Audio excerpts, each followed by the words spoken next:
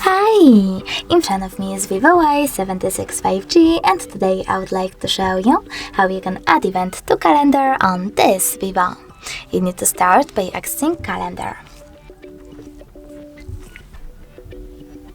Then click on the month above and pick a date.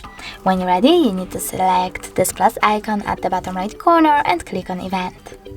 Following that, customize it however you wish to.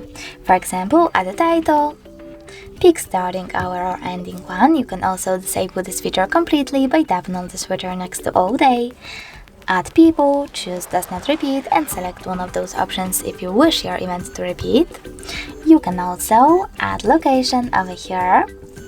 Select while using the app or only this time, type in an address and click on the correct one. Then you can also set up notifications minutes, hours or weeks before, add attachments, change color and even take notes. When you're ready, save your event by choosing save at the top right corner, and as you can see, mine was successfully added. If you wish to edit it, you need to tap on it and click on this pen icon at the top right corner. Now make your changes and remember to choose save one more time. If you wish to get rid of your event though, you need to tap on it again, but this time select those three dots at the top right corner of it. Then choose delete over here and confirm your choice in the pop-up.